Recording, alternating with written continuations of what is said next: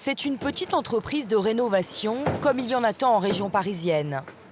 Pour ses ouvriers, la journée commence toujours très tôt. Bon, on se voit tout à l'heure. À tout à l'heure, ouais. Brahim part pour sa tournée des chantiers. Ce jour-là, il en a 5 qui l'attendent. Il passe beaucoup de temps sur la route, 2 heures en moyenne, tout seul dans son camion. Seul, mais observé, guetté en permanence. Depuis le bureau de la société, Franck, son patron, le surveille en temps réel. Donc on voit qu'il est sur Beson, dans le Val d'Oise. Il roule depuis 8h21, donc il est parti de la société à 8h21. On voit qu'il est arrivé à 9h34 sur son premier rendez-vous. Minute par minute, Franck visualise les déplacements de son ouvrier. Il sait quand il est bloqué dans les embouteillages et qu'il parcourt 7,9 km en 1h13 exactement.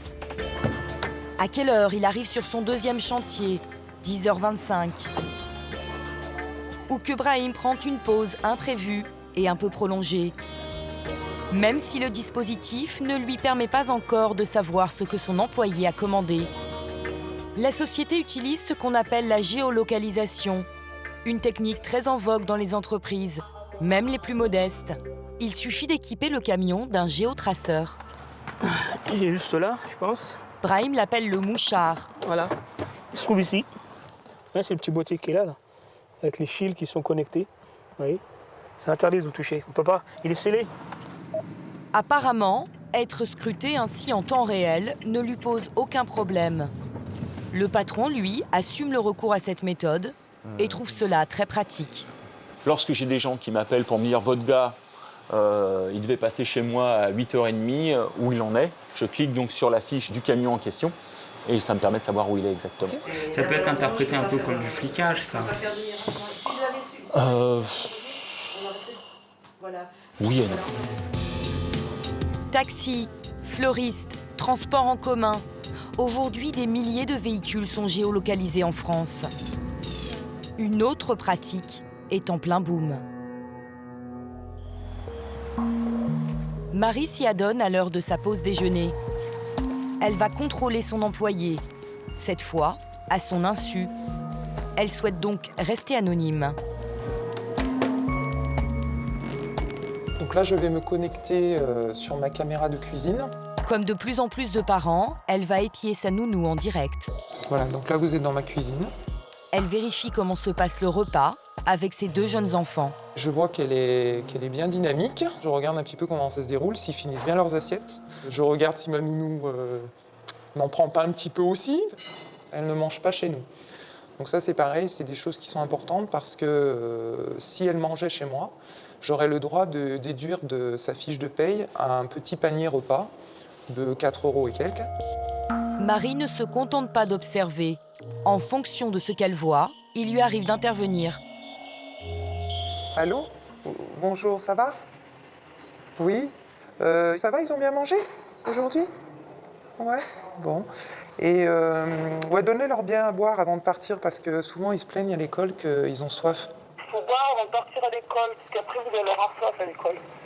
À tout à l'heure. Au revoir. Au revoir. La garde à domicile, c'est un métier bien particulier parce que la personne, elle est véritablement seule, hein, elle n'a pas de collègue de travail. Donc c'est difficile d'avoir des retours de choses qui se passent dans un univers assez clos.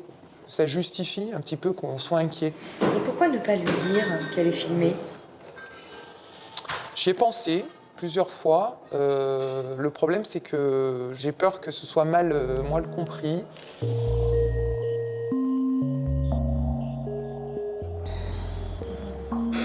Nous avons enquêté sur ces pratiques de surveillance des salariés de plus en plus courantes.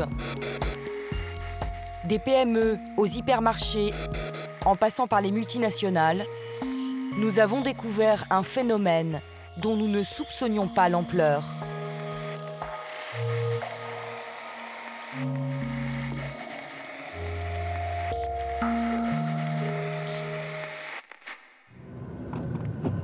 Sylvain Desbos est détective privé. Il est souvent mandaté par des entreprises. Aujourd'hui, il débute une nouvelle enquête. Donc là, on arrive sur le lieu en question. Sa cible, le mécanicien d'un concessionnaire automobile, soupçonné de concurrence déloyale par son employeur. On va juste passer devant, en vitesse. Si je te dis planquer la caméra, planque, parce que... Ah, c'est à hauteur de la camionnette, là-bas, la camionnette blanche. Vas-y, planque, planque. Ce salarié, que nous appellerons Martin, aurait ouvert son propre garage en parallèle, à 10 km de celui de son patron, sans son accord. Sylvain Desbos va surveiller discrètement ses activités. Donc voilà, en fait, le problème ici, on est assez rapidement vu quand même. Ce qu'on va faire, on va aller là-bas, sur la colline. Le détective a été embauché pour trouver des éléments à charge contre Martin. Il va photographier toutes les personnes qui entrent dans le bâtiment. Super, il n'y a pas mieux. Là, on peut se douter de rien concernant la surveillance. Là, je suis bon. On soupçonne de détourner de la clientèle. Donc on essaye de déterminer s'il y a vraiment du monde et puis de pouvoir identifier les véhicules. Martin proposerait des tarifs plus compétitifs aux clients de son patron. Il y a 2 types qui rentrent, là. Sur ces photos, le directeur de la concession reconnaîtra plusieurs de ses clients habituels. Il s'agirait donc bien de détournement de clientèle. L'enquêteur doit maintenant démontrer que Martin dirige le garage. Le lendemain matin, un samedi, il va planquer devant son domicile. C'est pour regarder quel est en fait son emploi du temps, lui, quand il est libre le week-end, puisqu'il ne travaille pas ni le samedi ni le dimanche. Le 4, le 10, c'est là. Mais il est déjà parti. Sylvain Desbos retourne au garage pour y installer un dispositif de surveillance.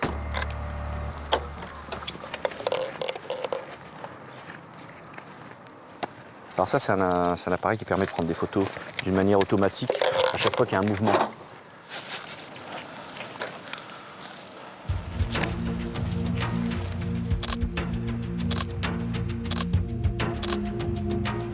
Martin s'est bien rendu sur place ce jour-là. Le détective va maintenant lui tendre un piège à l'aide d'un complice. Tu vas te rendre directement au garage. Un spécialiste de l'automobile qui va jouer les faux clients. Donc il faut à tout prix que tu regardes un petit peu qui y a à l'intérieur, combien il y a de salariés. D'accord. Et surtout, il faut que tu vois si effectivement il a de l'outillage spécifique pour cette voiture-là. Ok, pas de problème. Pour enregistrer toute la scène dans le garage, le détective l'équipe d'un micro. Tiens, prends-le, mets dans ta poche, n'importe où. Sylvain Desbos, lui, restera en retrait, mais à l'écoute. Merci, au revoir. Au revoir, merci. Nous accompagnons le faux client. Nous filmons la scène avec une caméra cachée. Bonjour monsieur, je voudrais faire un devis sur ma voiture. Ils m'ont dit que vous faites des réparations sur les fringues. Oui. Parce qu'en vrai, j'ai les étriers à l'avant. J'ai l'impression qu'ils font du bruit. Je vais changer ça, les plaquettes, les disques. C'est un ancien chef d'atelier qui fait des fringues. Ah d'accord. L'ancien chef d'atelier, c'est bien Martin, la cible du détective. En plus, c'est bien, voilà ça. Il faut avoir un outillage spécial là-dessus. Voilà. Ouais, vous l'avez.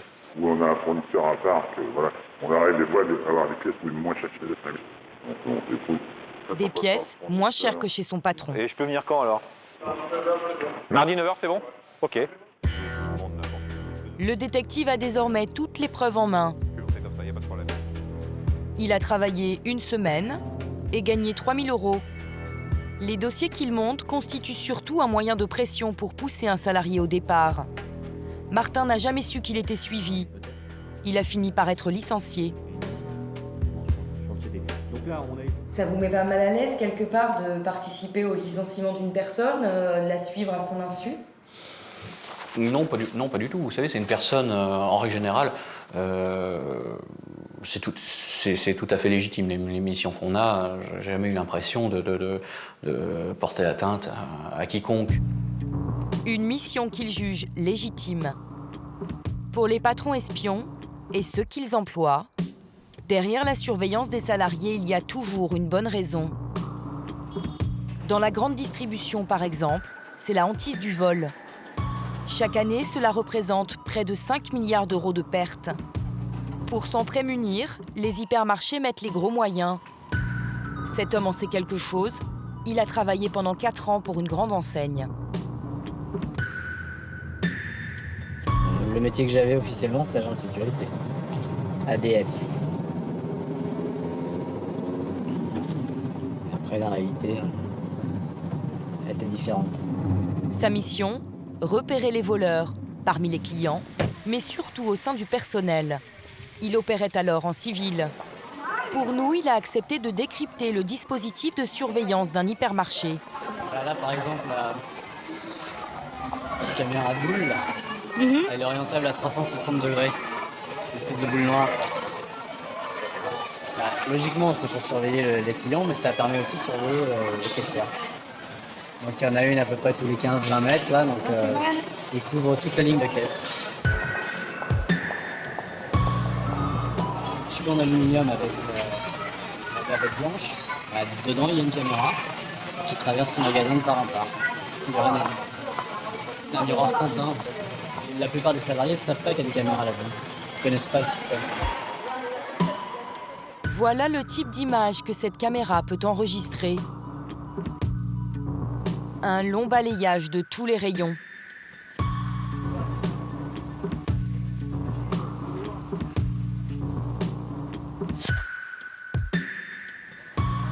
Guetter en permanence, mais discrètement. C'était selon lui la consigne de la direction. Pour observer les manutentionnaires en rayon, il utilisait une méthode digne de James Bond. Moi, ma technique, c'est caddie miroir. Je prends un caddie comme ça, je mets 2-3 courses et je planque un miroir là. Je me mets en bout de gondole. Et en fait, pour surveiller la personne, je me mets là et je le vois là, avec le miroir. Donc lui, il ne me voit pas, mais moi, je le vois. Ça, c'est une demande de la direction? Ah ouais, ça, c'est une des priorités. Il y a 7 ans, il a changé de métier. Selon lui, la méfiance vis-à-vis des employés virait à l'obsession dans ce groupe de la grande distribution. Les méthodes ont-elles changé?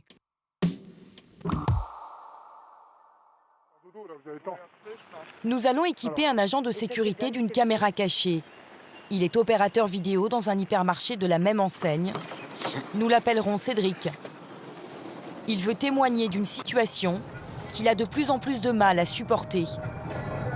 J'ai fait virer des gens que je connaissais par la vidéosurveillance et par le flicage, quoi.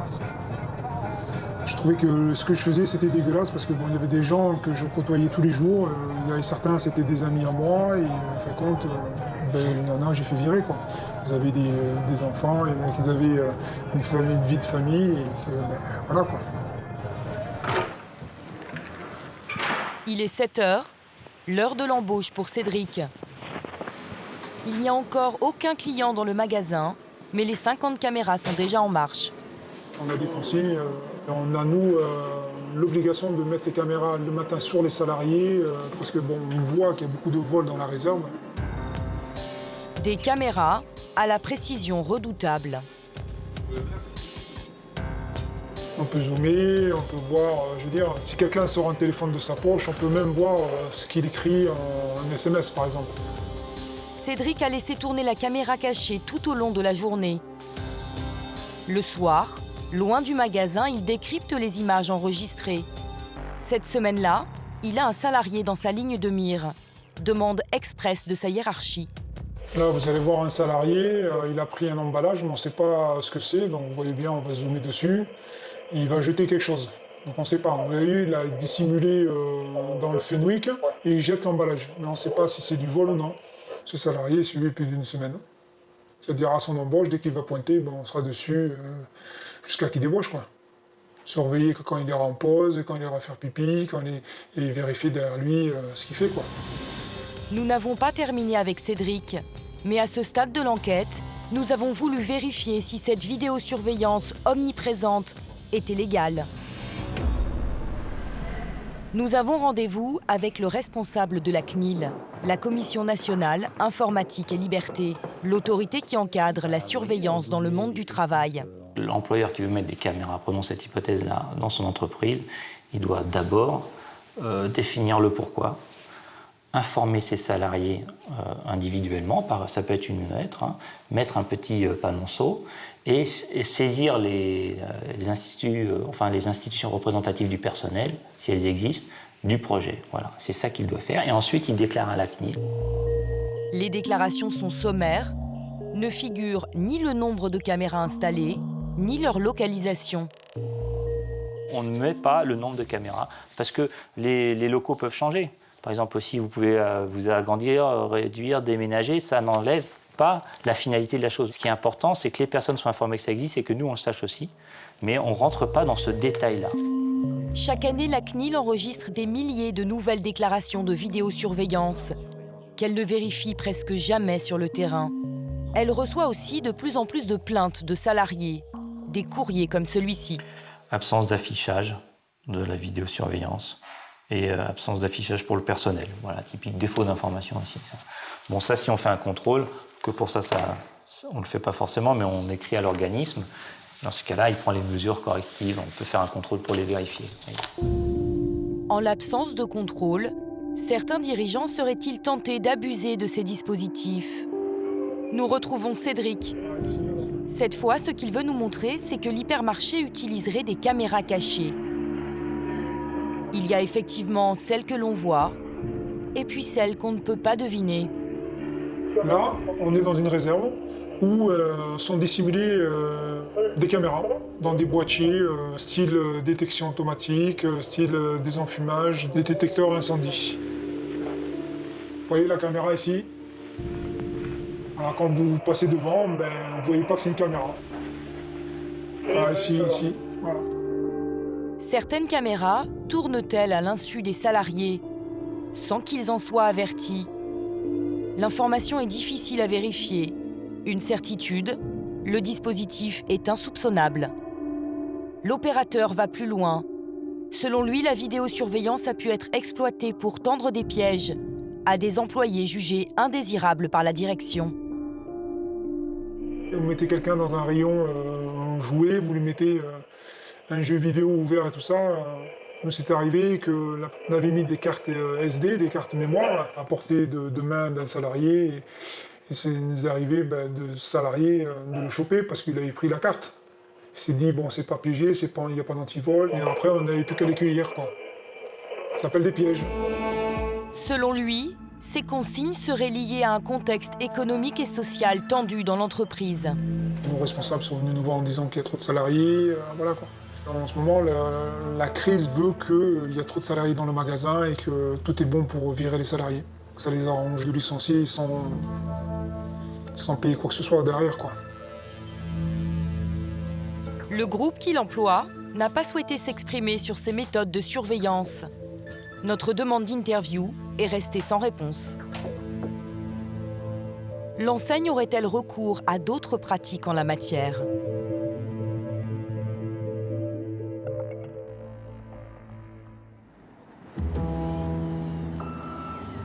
Pierre, un ancien agent de sécurité, affirme que ses supérieurs lui ont confié des missions qui s'apparenteraient à de l'espionnage. Des missions d'infiltration dans les supermarchés de la chaîne.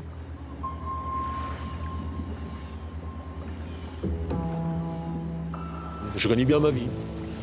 Je gagnais très très bien ma vie. En se faisant passer pour un salarié comme les autres, il devait obtenir des informations pour sa direction. J'arrivais le matin avec les salariés normaux, je discutais avec eux, je mangeais avec eux. En réalité, j'avais une mission derrière. On se fond dans la foule. J'ai réussi à créer un petit peu l'ambiance, créer un petit peu une intimité, la confiance de ces gens-là. S'infiltrer avec les salariés pour savoir s'il y a une grève qui se prépare ou pas. Pour informer de problème. C'est un peu du flicage. Est-ce que vous aviez parfois comme mission d'infiltrer des syndicats, par exemple? Surveiller les syndicats, oui. La plupart du temps, il y a un syndicaliste, deux syndicalistes qui mènent le groupe, qui font chier la direction. Alors on les pousse à la faute. Petit à petit, ces gens-là, ils se lâchent devant vous. Ces opérations, en tant qu'implant, comme on dit dans le milieu de la sécurité, pouvaient durer jusqu'à 6 mois. Il y a 2 personnes qui connaissent vraiment mon boulot, c'est le mec qui m'engage et le directeur du magasin. Et vous faisiez des rapports écrits au directeur de la sécurité? On les informe. Hier soir, je suis sorti avec telle personne en boîte, on a entendu ça. Après, le responsable, il vous donne les inscriptions. Jamais pas écrit, on n'a jamais de trace dans ce métier. Un témoignage rare sur des procédés qui ne le seraient pas tant que ça.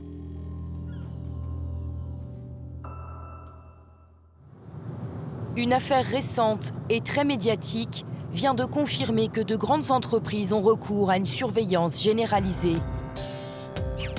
Ikea, le géant suédois de l'ameublement, aurait espionné des centaines de salariés en France ces 10 dernières années. Certains de ces cadres se seraient procurés des informations personnelles sur les employés, en toute illégalité, dans des fichiers de police, via leur compte bancaire, ou encore en ayant recours, là aussi, à des implants, des infiltrés. Comment les personnes qui pensent avoir été ciblées par ces pratiques réagissent-elles? Virginie Paulin serait l'une d'entre elles. Elle a appris par la presse qu'elle aurait fait l'objet d'une enquête particulièrement fouillée. Toutes les solutions d'aménagement qui sont montrées dans le catalogue, mais qui sont montrées aussi dans les magasins, c'était mon job. Voilà. Je faisais partie de la direction générale de l'entreprise. Virginie Paulin a passé 10 ans chez Ikea. Mais en 2008, elle tombe gravement malade et doit se mettre en arrêt de travail. Rapidement, elle va sentir une certaine méfiance chez ses supérieurs. Ikea a délégué un médecin pour me contrôler, donc je les avais jamais vus faire ça. Donc c'est là où j'ai commencé à me dire qu'il y avait quelque chose qui avait un problème de confiance. Les dirigeants vérifient que Virginie est bien hospitalisée. Ils vont jusqu'à écrire à l'hôpital, faxer l'hôpital, écrire en recommandé à l'hôpital. Le courrier est signé par la directrice des ressources humaines de l'époque. Mais quand le scandale Ikea a éclaté dans la presse, Virginie a découvert que la traque serait allée bien plus loin. Un détective aurait enquêté sur sa vie privée. Elle nous montre un email censé définir ses objectifs. L'histoire commence là. Bonjour monsieur.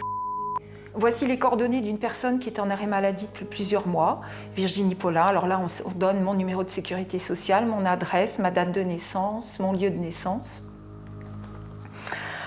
Par des sources externes, nous savons que la personne a passé des séjours au Maroc aux périodes suivantes, juillet, août, octobre, etc.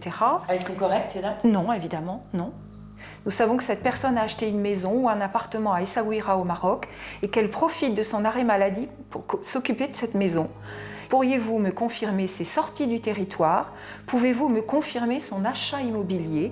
Virginie a bien une maison au Maroc. Elle y est bien allée pendant son arrêt maladie, sur les conseils de son médecin et avec l'accord de la sécurité sociale, assure-t-elle.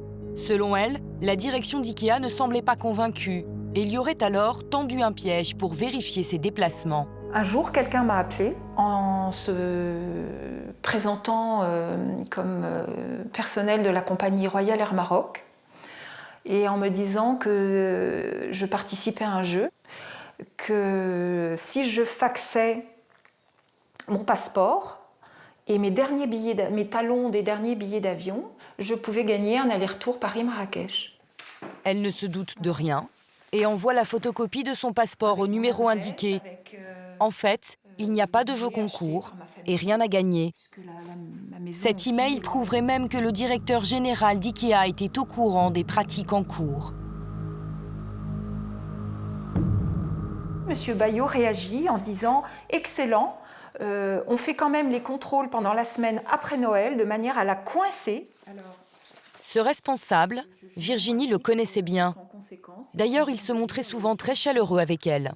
Par la société Ikea. J'ai reçu un SMS de sa part au moment du Nouvel An. Tous mes meilleurs vœux pour une belle année qui, j'espère, te redonnera la santé. Et en parallèle, il se réjouissait. Je découvre en fait qu'il se réjouissait de me coincer et de me licencier. C'est monstrueux. Quelques jours après ce SMS, Virginie Paulin était licenciée, Ikea ayant besoin de la remplacer. Mais depuis, les prud'hommes ont jugé son licenciement abusif. Comment vous réagissez quand vous lisez ça? Je trouve ça horrible. Je me sens traitée comme quelqu'un de malhonnête, comme un...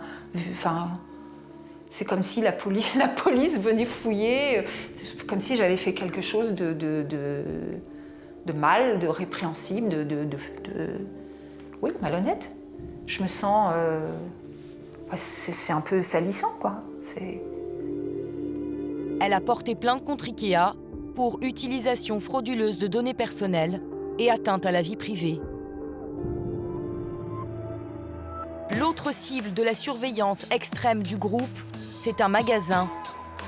Celui de Franconville, en région parisienne, l'un des sites les plus agités d'Ikea. Il y a 2 ans, en février 2010, une grève sans précédent éclate ici. Les relations entre syndicats et direction s'enveniment brutalement. Ikea se tourne alors vers une société d'intelligence économique. Ce document confidentiel détaille leur stratégie pour éviter de nouveaux conflits sociaux. Pour s'assurer du calme dans le magasin de Franconville. Un plan qui prévoit de faire appel à 2 infiltrés, des implants, appelés consultants terrain. La première consultante intègre le magasin de Franconville le 26 juillet 2010 pour 3 mois, hôtesse de caisse. La deuxième consultante est affectée au service ressources humaines pour être proche des directrices et en avant-poste lors des réunions sensibles.